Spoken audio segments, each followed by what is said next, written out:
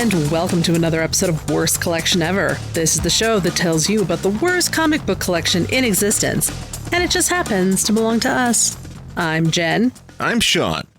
And cat. There's a cat here. Hi, Luna. She heard the beginning of the show and she's like, I want to be introduced as well. Yes. Hello. This is Luna. This is Loon. She does not have a mic. Just trust that she's here. She if she wants to talk, she might. Yeah, she might. Well, welcome to JS April, everybody. Oh man. Here on Worst Collection Ever. A theme. Well, it's a theme. A theme that we are participating in. Believe it or not, we as a show are being welcomed into this theme month. I am excited to talk about what we're talking about today. We're going to talk about some JSA books, the Black Rain storyline. We're going to talk a bunch about that, and I'm excited to be a part of it. I just because they do a lot of these cool things. There's a big community of podcasters out there, comic book podcasters that are more focused on retro stuff. Yeah, not I say retro, but it's not like, hey, let's talk about new comics every week. It's, even though I'm sure they'll have them do that, there's a lot of them that are focused on specific characters and specific eras of those characters. Like our friend Rob Kelly, he's a big Aquaman fan, and he talks a lot. Him in the Irredeemable Shag. He's the Firestar guy, or Firestorm. Excuse me. So it's cool for us as a show that, look, we don't really have like a general focus on a character. True, but we do relish in a lot of content, I think, that doesn't normally get covered. Right, but it is cool to be a part of it, and so thank you, the Comic Book Podcasting Brain Trust. I don't know if that's what your name is, but this week probably won't be so much.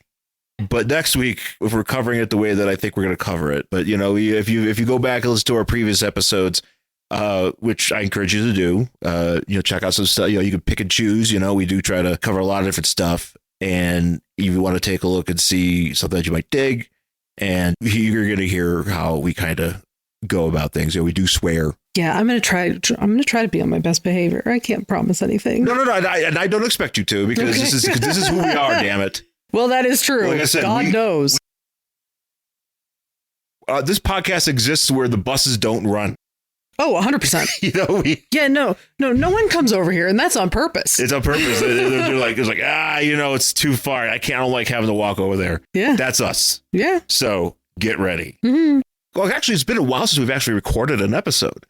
Yes, it has, because we've been running some stuff that we did previously. Yeah, because last week we aired the one with my brother Brian, Guy Gardner. We talked about that, and then before that was a previously recorded thing that we did, and we still have been existing, and doing our thing, and we did a little bit of comic book shopping over the weekend. I guess that's always a fun thing to start out talking about, and it was cool because it was penny a page at 2nd and Charles. Yes, which they do what, like twice a year probably? Yeah. Where they have this whole thing where it's like they're used books for a day. You can get I think 5 of them for a penny a page. So if you pick up a novel and it's 300 pages, you pay $3, right? So we picked up some books. Do you have to be a member? You have to have an account with them, but they're free accounts. Yeah, it's not like it's a credit card or anything. So it's just your name's in the system, and they'll send you text messages and give you coupons every once in a while. Which isn't that big of a deal. Yeah, we're already members. So, but it was exciting because when you think about sometimes if they're selling trades there, some of them are reasonably priced. Some of them definitely are. I mean, I've got most of them are. Most of them are. There are certain ones though that I'm just I don't want to pay for that used. Right. Let's just talk about what we got here. Yeah. It's something where in the 90s I used to read, Red Wizard, and they used to talk about this character Grendel. Grendel, who also, there's a Batman Grendel book, which we have. Yes. Which I've never read. I think that is the only time I've ever read anything about Grendel. Right. And I don't know much about it. I found this Grendel Devil's Legacy. It's a trade. This is the first printing of this trade. Nice. Originally, it was being sold for $5 or something like that. Like when it was printed? No. When it was being printed, originally it was printed $15 back in 1988. Jesus. Right. This is that old. Oh, wow. Well, no, but $15 in 1988. That's an expensive book. But it is a fat book, I will say. Well, also, too, I mean, back then, trades weren't all that plentiful like they are now, obviously. Yeah, I honestly don't know. And especially for something like this, which is from Comico, which is a indie company, or I guess it's not indie, but it's just a small company. Yeah. They compiled what I believe is the first 12 issues of the Grendel comic book proper. Nice. This is the first printing of this trade from 1988. And the Second of Trials had it for like $6, but I got it for cheaper because it's, penny a page. So it was like $2.50 or something like that. Right. Right. I look it up just because, because what the thing is, too, is that a lot of trades don't give you the page count. Yeah, which is a problem. Like, because obviously if it's a regular novel, you can just open it up and see how many pages are in it.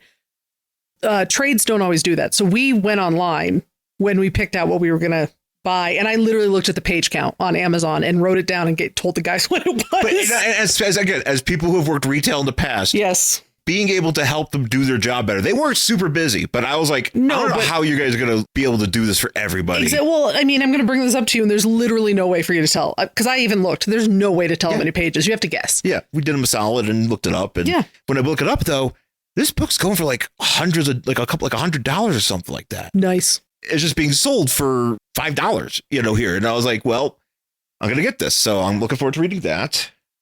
Animal Man, The Plague. This covers. That's another big fat trade. This is a big fat boy. $30 market retail price. Well, that's a huge fucking book. I'm not surprised. Well, collects 64 to 79 of the Animal Man run, which I believe is up to the end. Okay, pretty sure. But I'm into collecting all these Animal Man trades. So I'm glad to get this.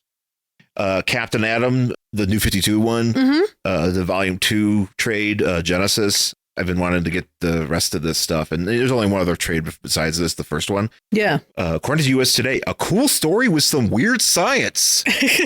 Okay. Thank you, Mick Paper. Thanks. Cool story. Hey, cool story. So I got that. This is a thin boy, so this was cheap. Yeah, that's the one thing I hate about the newer trades. They're all thin boys. Yeah, they don't. Unless you get an omnibus. They have like a Rebirth omnibus, but then they obviously have all these individual trades that are collected in this omnibus at some point. Yes. So it's like, well, why not? That's like, so I don't know if you've seen, there was one there, The Injustice. It was Volume 2 omnibus, which is like 3-4 inches thick. But at the same time, I'm like, I don't want to spend that much money on this. I love getting an omnibus. I love getting a big book. Oh, I love an omnibus. Yeah. However, it is hard to read in bed. True, because usually they are very heavy. Usually hardcover. And they're hardcover and they're clumsy. Yes. And when you're laying on your back and you're trying to read it that way. So I often have a problem, getting through stuff like that. But, when you got a thin boy. Thin boy. That's the industry term, the thin boys. The thin boys, yeah. You're just like, all right, great. I read it. Also, I got, and actually I was glad to find this, John Constantine, Hellblazer, The Devil You Know. Nice. Which is Volume 2 of the collected issues Hellblazer. 80s, 90s book, and which went on for years. Yeah. Like a really long time. And I've always been interested in reading Hellblazer, it's stuff that's like outside of the norm, which was, was Vertigo, and I didn't know anything about the guy. Right. So now he's much more ubiquitous, or he's much more well known. But back then I was like, I don't know, he's just some guy.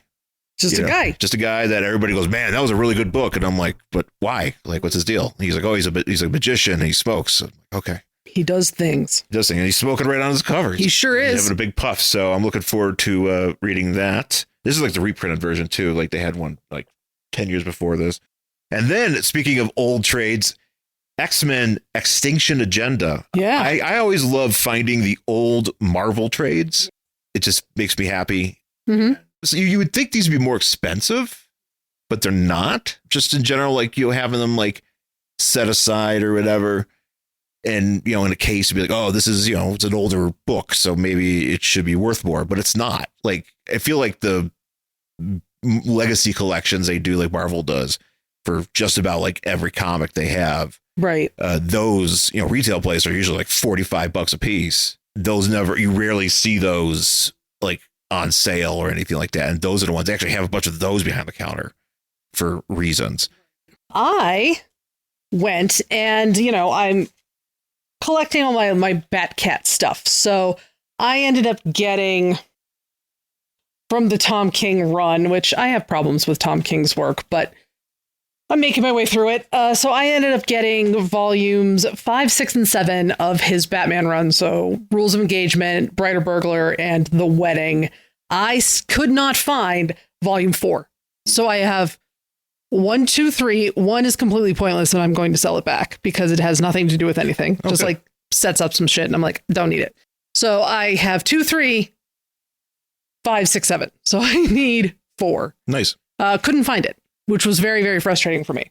Ended up getting Arkham Unhinged, which I have volumes 1 and 2. I noticed. Yeah, I didn't know this was a thing. Yes, I have volumes 1 and 2 of Arkham Unhinged. Do not have 3. Was this like a strip or something? Because been running for a while, I think. Right, but I mean, it's a thin book. Yeah, but I think but it has like a lot of issues in there. And it's up to like that's like 44 to 58 or something like that. Yeah, I don't remember if this is a digital first. That's what I was thinking. Sometimes it will say that in here, and I haven't looked, but I ended up having, like I said, I have 1, I have 2, I have 4. Yeah. Couldn't find 3 was there, but it was a hardcover, and I was like, Yeah, this came out in 2014, so it's been out for a while. And it's based on the game and everything. And it's based on the game and stuff, because sometimes, like, when you look in here, it'll say, like, what it collects. So I'm just trying to see if it says digital first, because sometimes it does. That's what I was like, when it says chapters, I was like, maybe it's digital. It might be digital first. I honestly don't know. So, so I got volume 4, still need volume 3, annoyed that I couldn't find it. And then finally, for number 5, I picked up I think first printing of Catwoman's Her Sister's Keeper, which I don't have, which is surprising. You'd think I would have picked this up a while ago. We have the individual issues. I do have the individual issues, but this is all together. So that's kind of exciting. And then we also stopped over at Hall of Justice because you had a mission of sorts. Of course, because what came out the past week is Hush 2, or because the 2 is in the U for some fucking reason. It's Hatush. I initially thought the 2 would be where the S is. That's what I thought too. And then I looked at it and went, oh no, that's Hatush. I was disappointed because I was like, I wanted it to be Batman Hatua. Hatua would have been more fun, but kind of like Hawktua. Yeah. For some reason, I just kept on thinking about Batman and the Hawktua girl, like, them interacting. You gotta spit on that thing, man. What are you he's like, oh yeah, Alfred, he tells me about spitting on that thing. Yeah, I never ever listened to him. Maybe Batman would probably be like, it's a really good idea. And then also, like, in the end, like, she ends up being like a crypto scammer and he has to take her down. Well, I think Life did that. Although I heard she's making a comeback. Sure. That's what I heard. How do you go from, like, you said one thing, you're famous for like a couple minutes, you scam a bunch of people out of money, and now you're going to make a comeback? It's the grift. I think it's like less than 6 months that all that happened. Honestly, these grift cycles are getting real short. It's the grift. She might be like a good part of a Netflix documentary. Oh, yeah. Kind of like the Fyre Fest. Fyre Fest 2. Yeah. Hatua. Or it's just going to be like, I don't know, like grip. You could do like a series, like, how Dateline is just like all these people have been murdered by their spouses. You could just literally do like grifters. And you could have just episode after episode of just grift. Oh, this is going to be, dude, Dude, somebody call me because I will put that into production. So we ended up going to our local comic book store here because I, of course, had to pick up Hatua. Or Hatush. So I picked up Hatush, and I also picked up, because I've been buying the Long Halloween, the last Halloween. I can't find issue number 2. That's literally crazy. The only one I don't have. So I'm going to have to fucking get this in a trade, probably. Is issue that good? It's not bad. I'm interested in it. Wait, you've already read it? I haven't read issue 2. I was saying, but is it that good? That's why it's hard to find? I thought you meant the story in general. I have no idea why that one's hard to find. I have 1, 3, 4, 5, 6, and it's only of 10. So again, always missing like 1. Not bad. Having a good time with it. Trying to continue the idea of like holiday and stuff from the Long Halloween. And then, of course, I picked up Hatush, which was really funny because there were no real variants there. I don't know if they some of them were behind glass, and I was like, I don't give a shit. So I got the regular one with Batman on it. That's actually pretty good looking. It's not bad. I was hoping for one with Catwoman on it too, but that's fine. She's not in this issue, but there is a variant cover with her on it for this issue. Yes, I've seen it. Okay. So I saw it on the internet. But then we were like checking out, and they had these huge motherfuckers. Like they were oversized. Why were they so big? They're like treasury editions. Like I think they're even bigger than treasury because they might be. It might be actually. They were bigger because there's one that was like $15 and it was huge, but then the one next to it had a shiny cover and it was $20 and it was even bigger. I don't know, like 2 feet long. Like it was huge. That's just in the way. And I was like, for being honest. Like I realize this entire thing is a gimmick. The whole thing is a gimmick, but that is like the gimmick of the gimmick. Like that is insane. It is gimmick. That is 90s as fuck gimmick. What are you going to do with it? Because that's the thing where you go to the comic book store. It's like, hey, make sure you pre-order your oversized Hatoosh. What do I need this for? So yeah, so I've read the first issue. It's fine. Yeah. We'll see what happens. So yeah, we'll see. We're getting stuff going. It's going to be like, and I did see somebody who had a non-spoiler review of it just saying like it's an excuse for Jim Lee to draw cool shit. Seems to be so far. It's one of those like the first Hush is like this too, where you're like, why are all these people involved? But anyway. Yeah. Cool. And then I picked up a few books on the side there as well. I got The Absolute Flash #1. I do want to read that. Because you've been talking about these Absolute books. Yes. And we've talked, and I was like, well, let's see what it's like. I'm just curious. And then we talked about this before, The Absolute Martian Manhunter. That's a cool cover, though. This is a trippy cover. I'm kind of wondering where this is all going to look like. Yeah, I from the preview that I saw that's actually in here, it looks real weird. Okay. Which might be a good thing. I like weird. I'm interested to see how those Absolute books go, because I will say I have had the opportunity to read all of the Absolute Batman. Are these ongoing books? Yes. Okay, so they're not just miniseries. Not to my knowledge. I think they're ongoing. Okay. So I have been able to read all of Absolute Batman, and I've read what's out of Absolute Superman. But so far, kind of enjoying both. Actually, they're kind of like Elseworlds because they are different. Like Superman's origin is totally different. He's still from Krypton, but he was on Krypton with his parents until, I don't know, he was like 14. And then the planet exploded and then he ends up here. Oh, so you came by it as a teenager. Yeah, no, he was already like, he had lived there and his parents. Fit into the same thing. He's just in that weird, that silver thing. He's like, this is too small. It's totally different because so instead of like Jor-El is like a geologist and his mother is a scientist, but they're like part of the labor class. That's what the S means. Mm-hmm. So his mother wrote something when she was a child that criticized the Science Academy, and they were like the big deal. So they said you could never be in the Science Academy, even though she was like some brilliant scientist. Uh-huh. So her and Jor-El know the shit's going to go down. So they build this like weird suit that can also be a ship. It like moves. They're trying to save everybody, and unfortunately everybody else dies. So except Clark, Kal-El. Okay. Yeah, but it's really interesting. Kind of like, and then what's going on Earth, and like Lois Lane is not a reporter. She's part of this like mercenary force called Lazarus, and the Peacemakers are there. So like basically John Cena's nice Peacemaker, and they're like killing civilians. Like it is nuts. And then of course Absolute Batman is Absolute Batman, and he did boot a child, which was a very funny. Yeah, you sent me panel. that, and then you also sent me the photo. Oh, where he stabs Black Mask in the face with his little cowl ears, because his cowl ears turn into spears that he can take them off. They're knives. He can take them off and literally cut somebody with them. But this one, he's somehow able to accurately angle his headbutt. No, he can angle them. They move. I don't know if he has a button in there. I don't know. It did not explain how he got them in that angle. You know what? I'll look at the picture later. Yeah. But it's crazy. Yeah.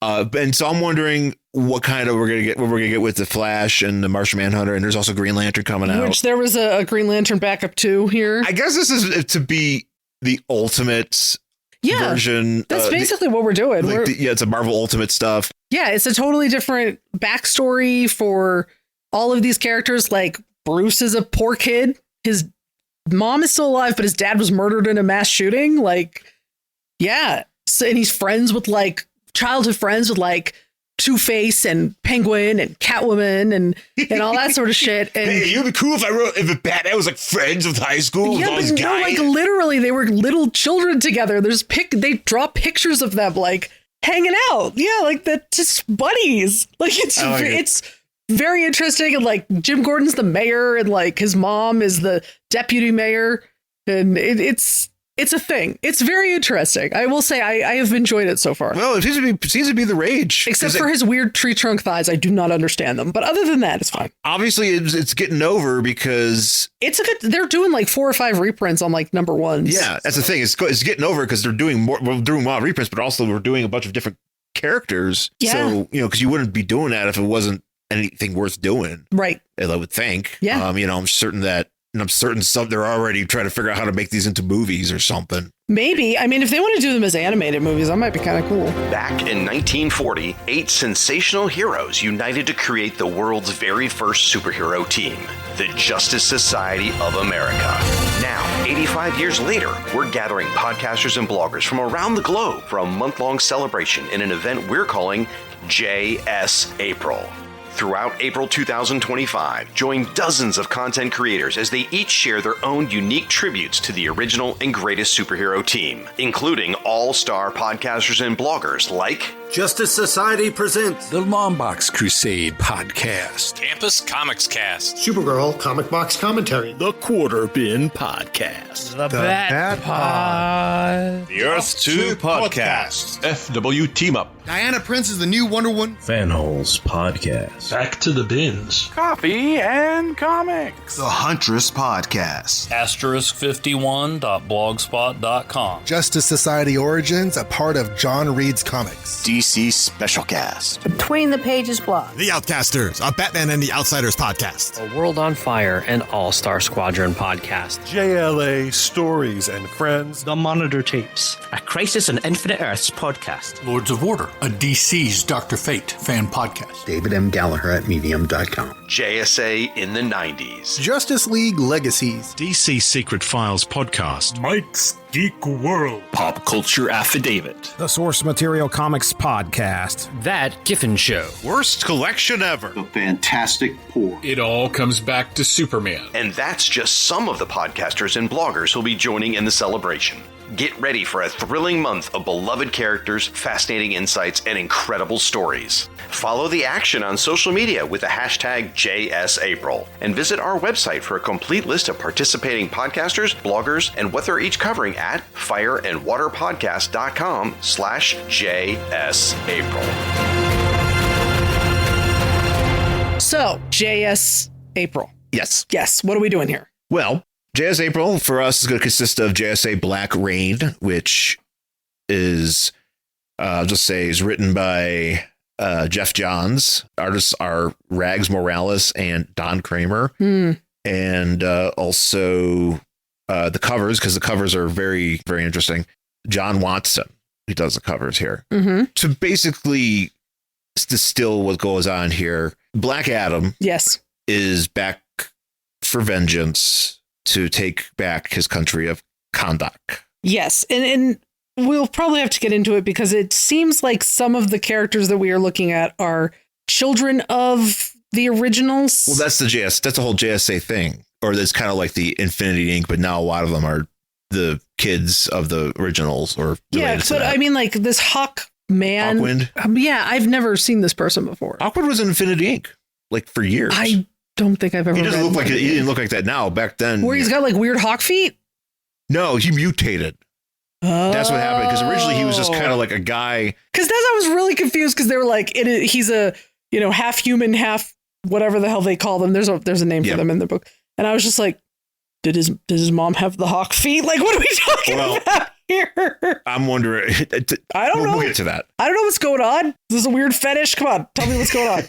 But it's Black Adam, and he wants to take back Kahndaq, and he enlists the help of a bunch of other characters, people, some former JSA members, and some people like satellite characters that he goes in there and fucks shit up.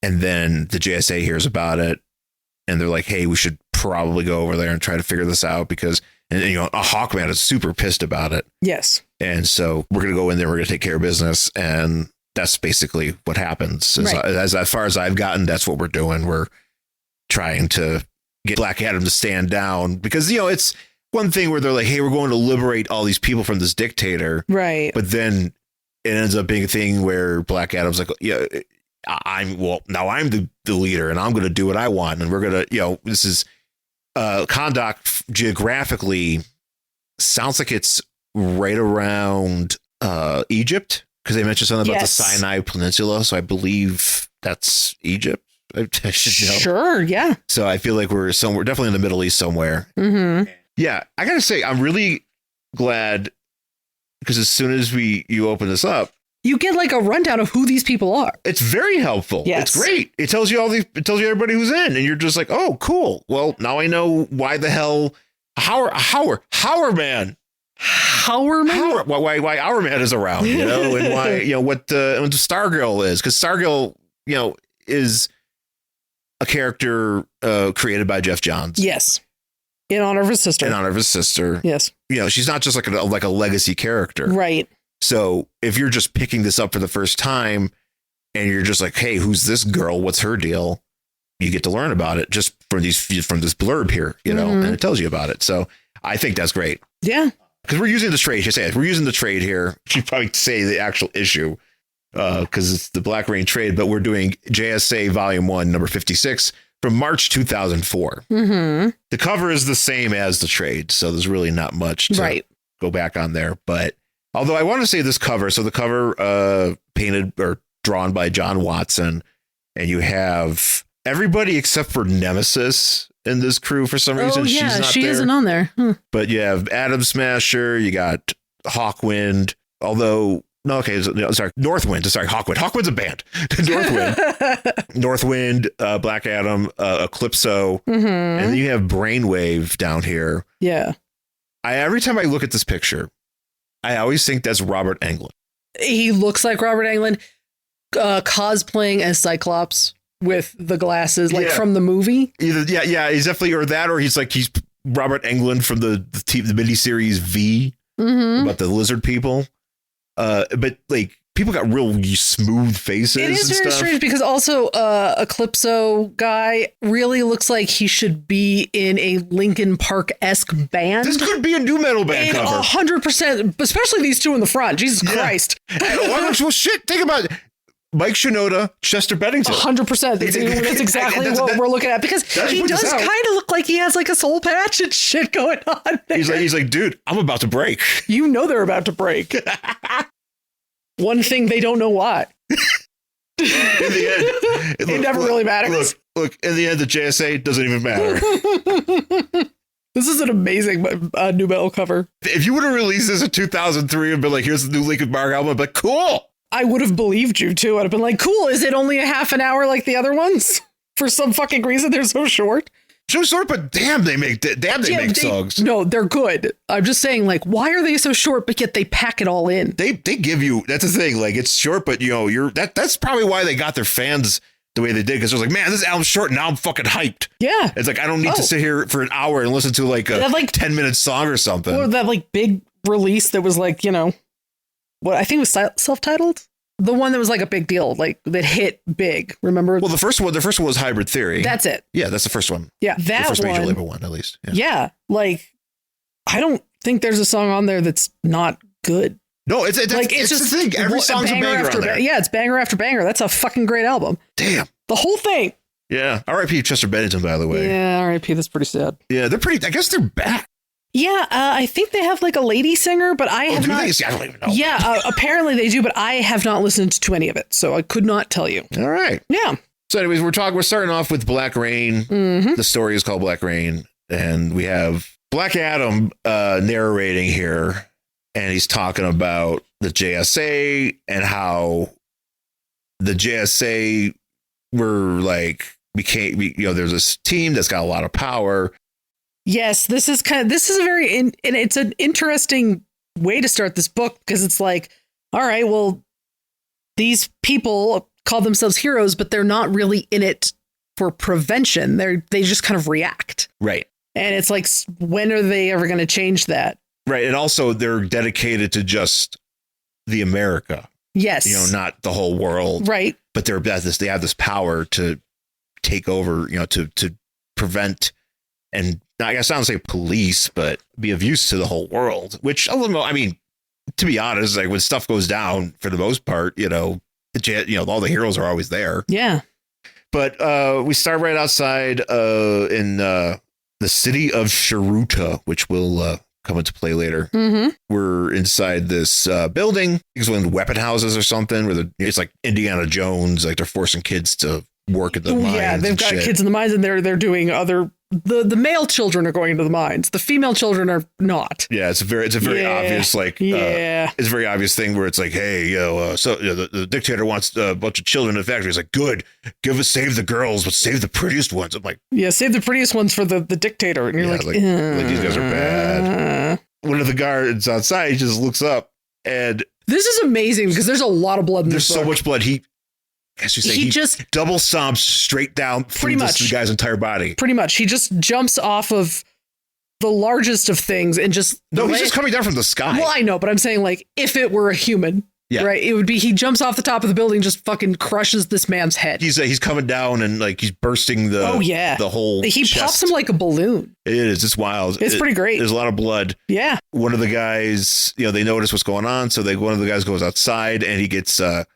swiped up by Hawkman. Mm-hmm. I keep calling Hawkman. I know that's I was doing the same thing. Northwind, who grabs him with his weird feet. Yeah, basically drops him and makes him a bloody mess, which is fun. Adam's like, he's introducing everybody. Yeah, and he's like, Northwind. He was in this in the cliffs of Greenland, or this area called Fitheria. Yeah, whatever. That's where his mom is from. The hawk people. That's where a human guy went and was like, hey hawk people, I want to date one of them ladies. I think that's the whole point of space exploration in general. Like that's literally the underlying purpose of Star Trek. It's just like, hey, can we go out and bang these things? The answer, yes. So originally, Hawkwind was just like a dude with like darker skin, but he also had like feather ponytail. He looked more humanoid, or human.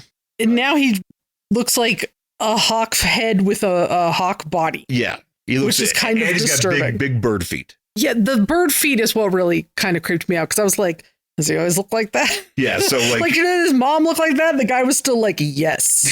he's like, okay, so look, the torso from neck down to knees. Yeah. Everything looks human. Yeah. But as long as nothing happens from above or below. Hey, man, does it still work the same way? Totally good. Yeah. But this is like an evolution. Yes. He wasn't always like this, but he was an evolution. His people evolved. And so now they can't speak, but now they have like more pronounced bird features. Weird shit's happening to those people. It certainly is. Now we're introduced to Nemesis. Nemesis Sose Micros. I'm not really familiar with her. I'm not familiar with her either because I thought she's not. I don't know who she really is. I don't either. She's just a woman who her father trained her to be an assassin. And there's a lot of those running around DC, like a lot. Yeah. And her father, but she rebelled against her father, and then Black Adam showed up and killed her father. And so she was like, well, I got nothing to kill now. And she's like, well, you want to go? And, help Black me? Adam's like, I could give you more things to kill. And she's like, thumbs up. I got a list. He's like, I got a list of things to kill. And she's like, well, I'm not doing anything else. Yeah. And then we find ourselves with Eclipso. Now, Eclipso is not the same Eclipso as we know. Yes, this was actually something that I was like, wait. Okay, so I'll explain. Yes, please do. Alexander Montez, his cousin was Yolanda Montez, who was the female Wildcat. Okay. And way back in 1993, 94, whatever, her and a bunch of other characters, including the Creeper and whoever, I think Peacemaker was there too. They were all killed by Eclipso. And Montez, this Alexander Montez was like, I want to avenge my cousin. So he was able to get his hands on this diamond. And what this makes this different is I read a bit about it, but basically what happened was he got a bunch of tattoos that bind Eclipso to him, but it doesn't allow Eclipso to overtake him. So which is actually really interesting. It's very interesting. And it's interesting how, spoiler alert, he eats shit later. R.I.P. It plays into that.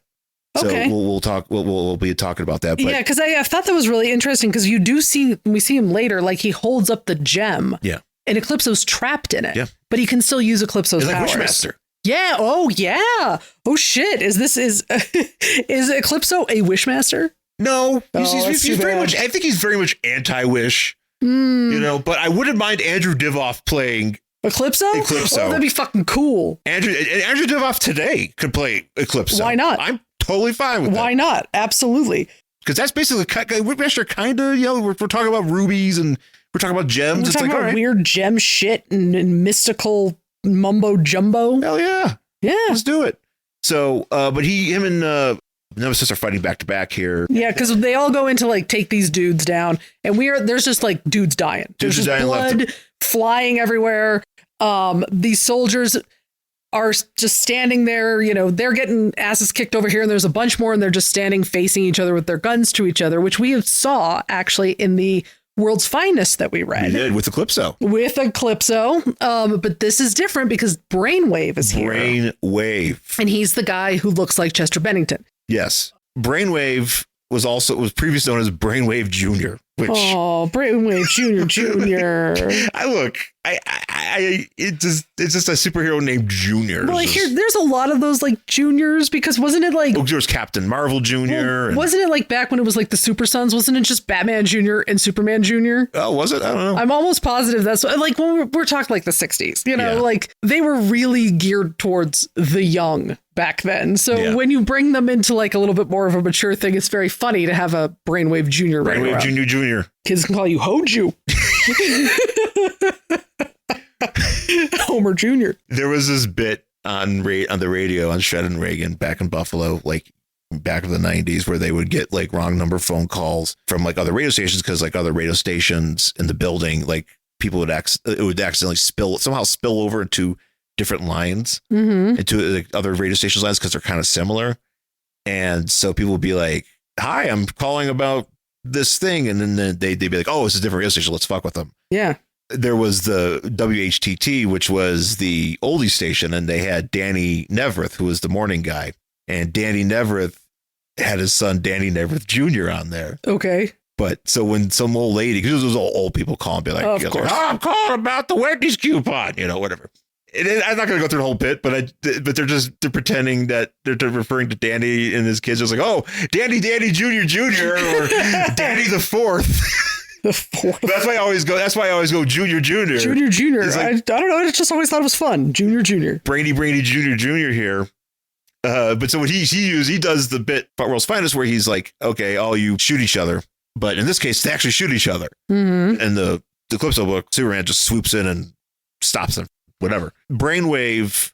So what happened was, because he's Junior, his father was Brainwave, who was a villain. Right. He had like a telepathic powers or whatever. Yeah. And so his father died. So it was kind of like a quickening, and he got more powers. Oh, okay. Because he already had powers. He already had powers, and he got way more powers, but it like it's driving him insane. He is immortal. He is, I am the son of I am immortal. Yeah, exactly. So, he's kind of crazy now, and Black Adam's like, that's the guy I need. Yeah. Because we see a bunch of text boxes, like somebody's narrating this. We don't know who it is yet. So somebody's like, oh, I'm putting this team together. I really like this person. This is why I picked this person. This is who this is, whatever. So Brainwave is just like standing in between the soldiers who are pointing the guns at each other. And he's just like, go ahead and kill each other. And they do. Well, he's like, but they don't shoot him. No. Well, somehow he's in the middle of them. He's perfectly in the middle. And he just goes, because they're pointing at each other. He's like, what are you guys waiting for? Kill each other. Yeah. It's like, all right. But this is also where it gets creepy for me and this is something about telepathy that, you're always like, man, I wish you could read people's minds. Oh yeah. This is fucked up. But here Brainwave is just walking around. He's like speaking aloud to the rest of the team who's coming up here. And he's like, so I'm listening to like these people die in my head. Yes. When people die, there's no anger. Right. There's like, it's just all innocent thought, like good thoughts. They're thinking about maybe somebody they loved. They're thinking about their family. They're thinking like that sort of thing, which is weird. Like just the way he says it, it's kind of like, yeah. Well, it's creepy because it's kind of like the thing with Jean Grey. Yeah. When her power is activated and something caused her parents to have an accident, and she could hear her parents' dying thoughts. And I'm like, no, that's fucked up. That is fucked up. And then so like Nemesis, all these people are dead. And then they're all like, what the hell? Like they went down really easily. And Brainwave's like, well, Nemesis, I feel like you have a little bit of guilt here. How about I pull out a thought? Because he says I can reach into the cooling brains of these dead cooling brains of these shield monkey brains. It's like an engine, you know, you turn it off and it's still warm, but it's like going cold. Hey, wait till it cools down. Wait till it cools down. But he's like, I could reach in and I could pull out a thought about what they did to some 9-year-old kid with barbed wire, and I'll give it into your brain, and then you won't feel bad. And she's like, nah, I'm good. He's like, all right, you know what? How about I just give you this barbed wire match with between Sabu and Terry Funk that I remember? Yeah. And she's like, no, but then Eclipso's like, if you want to throw him my way. Yeah, and this is where we get to see Eclipso in the diamond, because he's holding up the diamond. He's like, all right, well, this is good. If this fucks with my diamond guy, you know, let's do it. Neat, let's do it. 5 miles away at a weapons depot of some sort, or whatever, one of these maybe it's one of these factories or something. Atom Smasher. Oh, that's right. Atom Smasher is here too. He's here too. Who Black Adam really likes. Yeah, sees him like a brother. Well, but he's the big guy too. You know, he's the heavy. He's like, you know, and look, Black Adam is powerful as fuck. Of course he is. But no, it just sounds like he sees him as like a brother.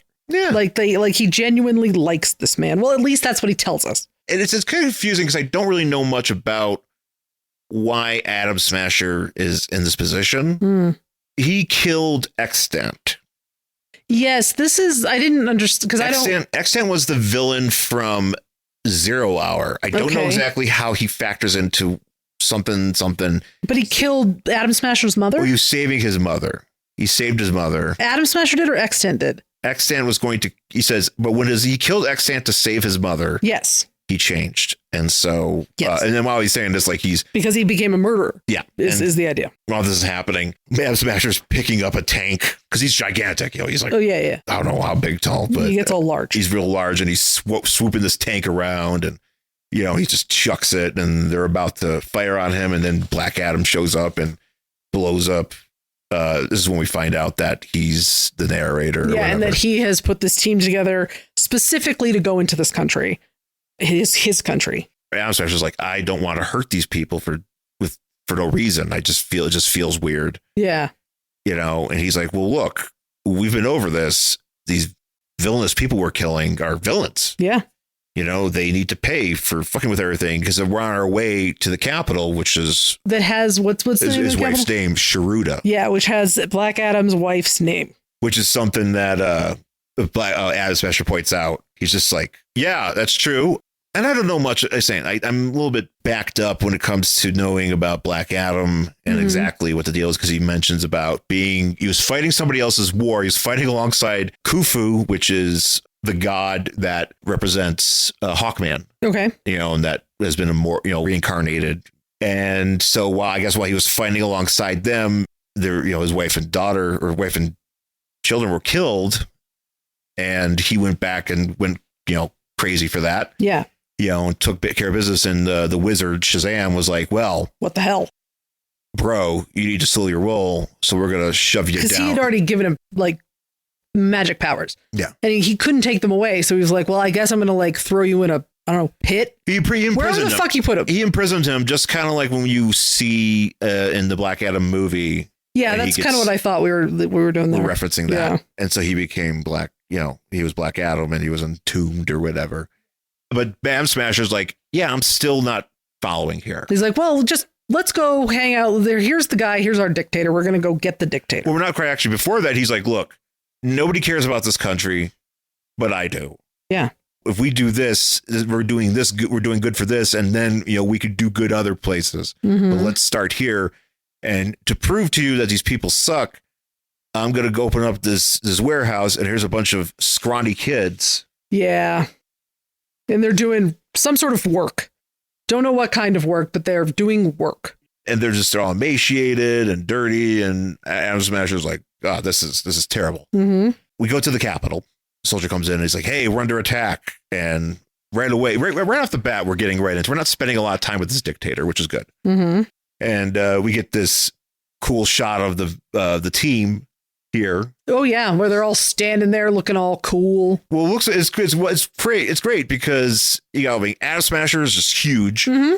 And you got everybody else. But you got like Eclipso, and he's holding his diamond, but it looks like he's holding. I thought it was a sword. It looks like Kylo Ren's lightsaber. It's exactly what I thought it was at first. And then I looked at it. I was like, oh no, it's the glow from the gem is what I'm supposed to be seeing. But it does look like a sword or a lightsaber of some sort. Yeah, and so they start blasting away. But Brainwave, he does something.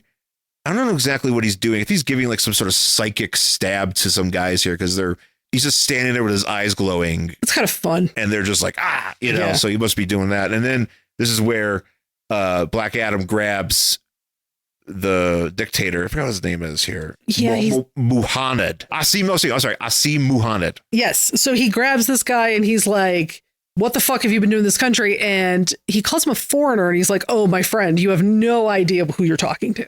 Yeah, right. Because I am not a foreigner. I'm just really old. You don't see me around. Yeah, I haven't been here, but trust me, I'm from here. You know, you leave the neighborhood for a little bit because you got to like go to college or something, but you come back, but you're still from the neighborhood. It's like Jenny from the block. It's exactly like Jenny from the block. He's not getting fooled by the rocks that Adam got. So, or that maybe Eclipso got, because he does have a rock. Oh, he's got this. Like, I got the rock. I'm just saying. This is going to be the episode where apparently we quote songs. Wait, what was it? Oh, yeah. We've been doing that. I'm like, what the fuck? This is just apparently a thing we're doing. It's the music issue. Oh, it is the music episode. The music episode, yeah. I blame this on Hatush. Let's blame everything on Hatush. Everything is Hatush's fault. So Black Adam tosses him down. He's like, all right, Adam Smasher, finish this off. Yeah. This is the part where I'm just like, what are you doing? Well, because I'm like, all right, so you hate this man. This is your country. You are coming to kill this man. Yeah. And then you're like, Adam Smasher, you do it. Why? Why you want him to kill? He's just trying to manipulate these people. Well, that's exactly what it is. Yeah. It's a manipulation tactic for sure, because you know Adam Smasher doesn't want to do it, but he wants to hold something over Adam Smasher's head. Yeah. So you see him kind of fucking with him already. So, and he's about to do it, and he envisions the kids, and he sees under his foot, he sees Extant and Cobra, which is another character that he killed or did something with. And he's like, you will kill no more children and no more mothers. Right. He steps on him. Like, he steps on him so hard that the whole building shakes. Yeah. He steps on him like a fucking bug. Yeah. He's just like, smash. It's all just juice everywhere. Mm-hmm. And the last page is just this crew standing tall saying Kahndaq belongs to us. Yeah. And that is where we're going to leave it. So technically the next issue where this goes through is Hawkman. Okay. It's not the next JSA book. Oh, okay. So which is why, you could see part 2 here. I see. And so I think we're going to cover that. The next JSA issue is just more of them is this the JSA going to Kahndaq or whatever. We get to see like Wildcat, I think, is here in the next one. And right. So we're going to see, the rest of the team. The rest of not the team, the people who are against. Well, right. The JSA, yeah, excuse the me. JSA. The actual JSA. And yes. they're not in not in New Orleans, but in Saint Roch. It's the same place. It's the same place. It's the same place. And I've read this, and it's fun. Yeah. So we're gonna have to talk about it. But yeah, that's how it's gonna go. I'll say this much right off the bat when I saw Black Adam stomp on that dude. Very fun, and all the blood and everything. I went, okay, I'm into this. I did too. I was like, nice. And this reads, if you're if we're reading this in order, this reads like an action movie. Yeah. It really kind of hits because this is like the inciting incident in the beginning, where everything's going down and you see all this, and then we're going to catch up with our heroes and they're doing something fun, but then shit goes wild. So this is like the end of the first act's coming or whatever.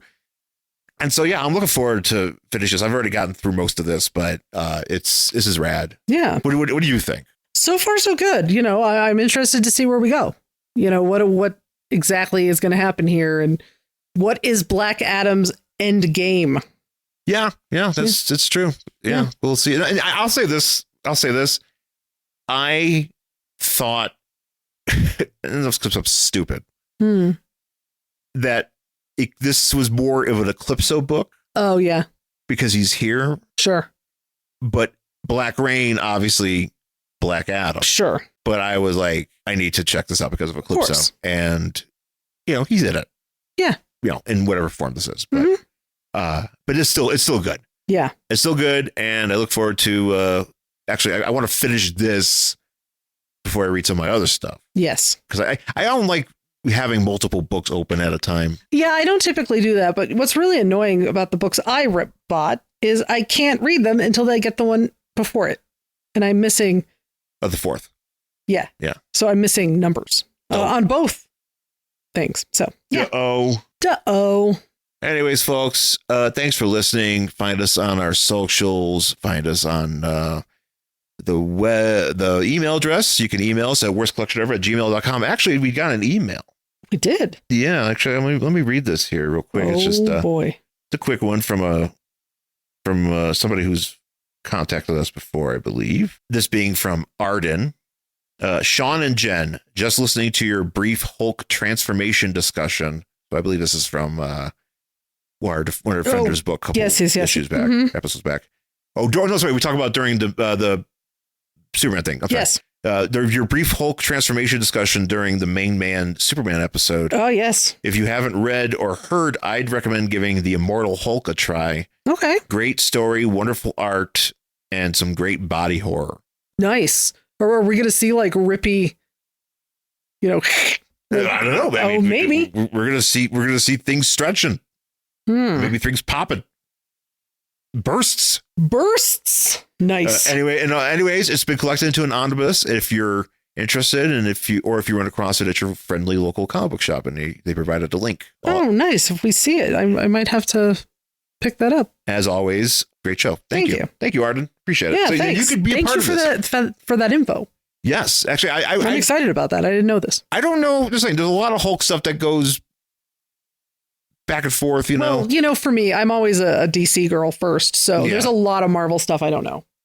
So that's interesting. If it's body horror-y, I love a body horror. We'll have to take a look and see. Maybe we'll have to dig in. Hulk shunting. Hulk shunt. Hulkening is I don't know. Hulk here for shunting. Oh, Jesus. Hulk wants to stick face through ass. Oh, man.